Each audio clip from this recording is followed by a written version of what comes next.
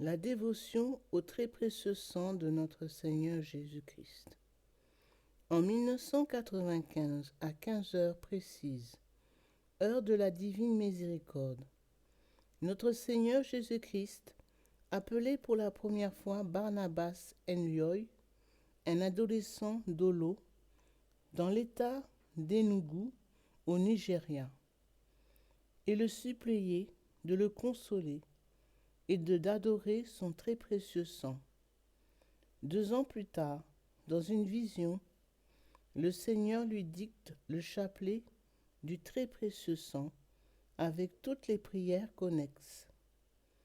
Les messages, les prières et les couplets et les refrains ainsi que les instructions données entre 1997 et 2003 directement par notre Seigneur, sa Sainte Mère, les anges et les saints, constituent la dévotion au très précieux sang.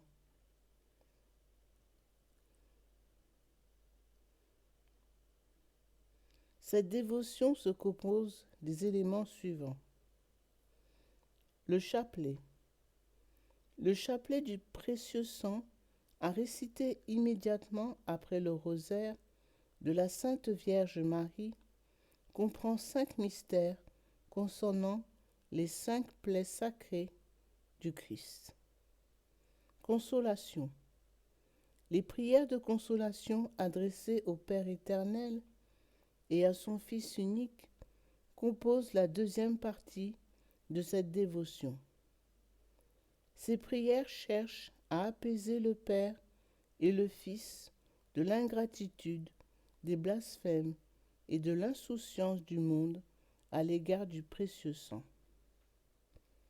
Adoration. La troisième partie de la dévotion comprend 7 prières d'adoration, de louange et de supplication au très précieux sang pour toute l'Église, sa hiérarchie, le clergé et les fidèles. Elle comprend aussi des supplications au très précieux sang pour les pécheurs impénitents, les âmes du purgatoire, les non-catholiques, les âmes pieuses et les bébés avortés, afin que tous profitent des bienfaits du très précieux sang. Réparation. La quatrième partie de la dévotion traite de la réparation. Dans les 7 appels angoissés, notre Seigneur décrit les divers péchés commis dans l'Église et dans le monde, en général, qui continuent mystiquement à le crucifier. Parmi ces péchés, on trouve le manque de respect envers le saint sacrifice de la messe et les sacrements par le clergé et les fidèles, l'immondicité qui entraîne des millions d'âmes sur le chemin de l'enfer, le matérialisme dans l'Église et dans le monde, la prolifération des sectes, la cupidité, l'avarice, etc. Intercession.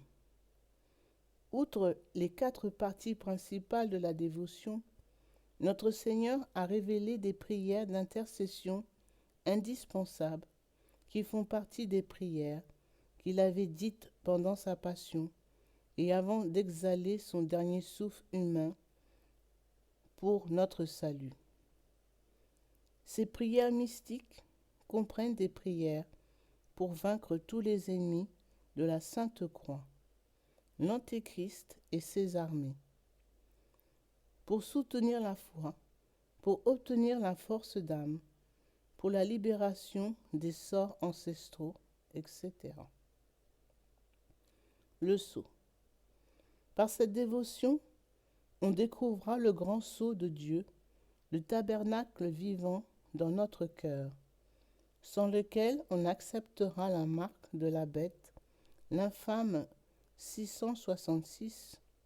Le grand sceau s'obtient en luttant continuellement pour demeurer en état de grâce sanctifiante, spécialement dans les périodes spécifiées où les anges font le tour de la terre pour placer le sceau. L'heure de Gethsémani.